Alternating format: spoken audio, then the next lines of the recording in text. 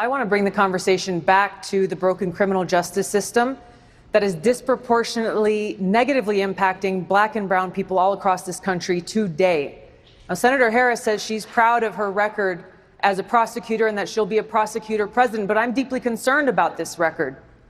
There are too many examples to cite, but she put over 1,500 people in jail for marijuana violations and then laughed about it when she was asked if she ever smoked marijuana. She blocked evidence.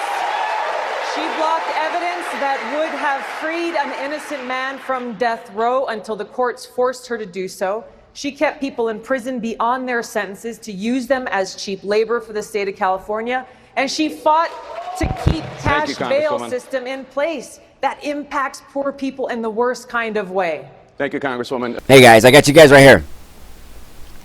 Before I say anything, before I go on and let you guys know, if a true prosecutor or a true honest-to-God prosecutor who never did anything wrong in her life, as everyone's saying, who never did anything, she has no blemishes in her so-called record, that her record is clean, she's a great prosecutor like she's claiming she be, why did this great prosecutor fabricate lies and withhold evidence that kept the poor man in prison? Here it is right here, the San Francisco murder conviction overturned of a Jamal Trulove. This is the main guy right here that's speaking out now. He's talking now. The innocent man right here, Kamala Harris, prosecutor, sent this man, and probably he's out there. He's talking. Matter of fact, and here he is right here. San Francisco is paying for Jamal Trulove's wrongful conviction. Will Kamala Harris pay for it? It's all right here, the appeal. And we're going to go on right here. Matter of fact, you know what? Let's let the man tell you guys on his own words and what so you guys can understand. In 2008, I was framed for murder and wrongfully convicted by the office of Kamala Harris, sentenced 50 to life in prison.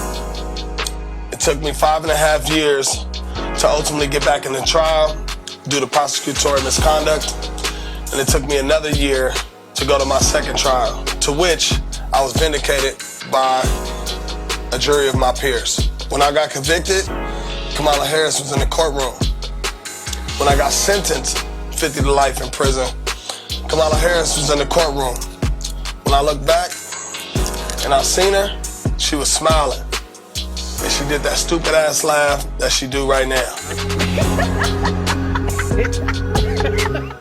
This shit ain't funny. And I was gonna say it. Now we go back over here, guys. Let's go back right here with the Attorney General here. As her being Attorney General, she held inmates that were in prison here in California to fight wildfires. They were past their release date. She kept them at least like 4 months, 5 months, even 6 months past their release date when they were supposed to be released to be going for them to be home. Yeah, we actually broke the whole record about this. Or actually opened up the whole can of worm about this to let everybody know that she kept people past it. Was one guy, the way he was, because this guy was a short-termer. What we consider short-termer. He got locked up, and he was supposed to get back out when he was supposed to be back out when his daughter was going to be born. He's only going to do it just a short time. He was, but he's a violator of parole, so he went back to prison. He was going to do a short time, come back out, and he was supposed to be out at within, the time frame of when his daughter was born. He was out 3 months. I had to change his. Let me change this, ladies and gentlemen. If it messes up, I'm sorry.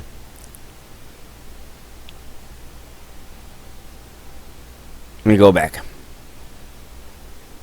I'm sorry about that, ladies and gentlemen. As I was saying, what broke up this whole thing is when an inmate was supposed to be released. He didn't get released. He was released 3 months after his daughter was born. So he made a complaint. When he made a complaint, that's when everything started opening up. The whole can of worms opened up. I'll leave this whole links right here for you guys to read. But like I said, I just wanted to show you guys. And I got this right here. I wanted to subscribe to this right here, but I said, nah, I'm okay. Let's see right here. Yeah, right here. Newsweek. I wanted to subscribe to this, but I said, nah, I'm okay. I'll just leave this right here, let you guys know that even Newsweek right here, the New York Times, is actually saying Kamala Harris wasn't a progressive prosecutor that you guys think she is. They talk about her wrongful conviction, about her holding the inmates, about her holding the inmates in. It's not wrong, man. It's wrong of her. And then we got this right here of her right here. Kamala Harris's ancestors, Hamilton Brown, owned some slaves in Jamaica in 1870, old 200. Here's all the list right here. Like I said, I'll leave the link.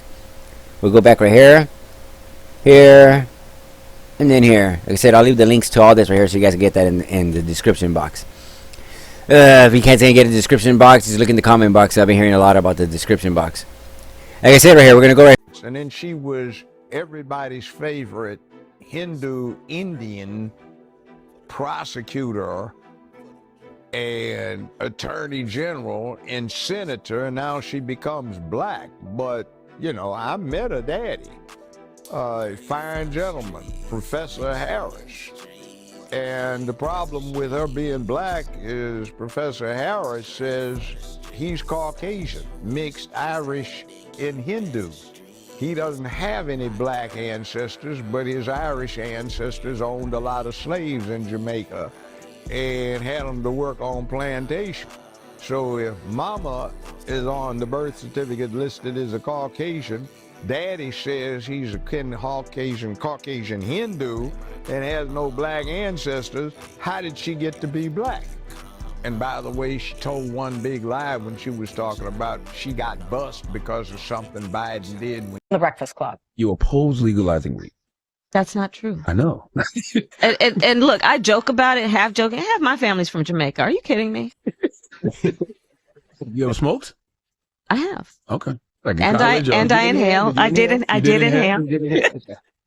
It's real hysterical for the former attorney general of that state to talk about doing something illegal, laughing about it, giggling about it, and trying to get some traction for it. Among the people that were upset by it, her dad, Donald Harris, from Jamaica, an economics professor at Stanford University, says this: "My dear departed grandmothers, as well as my deceased parents, must be turning in their grave right now to see their family's name, reputation, and proud Jamaican identity being connected in any way, jokingly or not, with the fraudulent stereotype of pot-smoking, joy-seeking, and in pursuit of identity politics." Man, what a blast at his daughter who wants to be the next president. No kidding. He added, and he had sent this statement. Here, we're gonna go to here in the San Francisco one, and the reason why we know that she fabricated it right here, because it says right here in 2015 right here, because after the arrest in 2018, a federal civil court awarded Trulove $10 million in finding that the San Francisco police officers fabricated evidence against him and withheld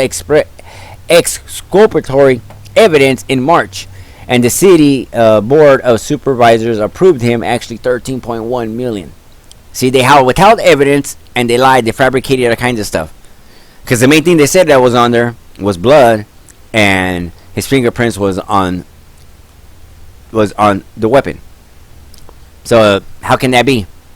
She kept pushing. The main thing what she really needed is this. And main thing what I'm trying to get at too is that she's not a great prosecutor. Please, she's not. She's not who she says she is. It's the way this man is saying right here in his photograph right here, what she says right here. See, I reposted this, Rebecca, this and that right here in 2017. As a project, this and that, Prosecutorial, yep, accountable. And now she's seeking a Democratic nominee. Says that black man was her. Just think about it. You know, I'm gonna let you guys know out here in California, the way it is out here in California. Yeah, right here, like in 2004, here, 4 years later, 2014, the courts overpeeled the turn.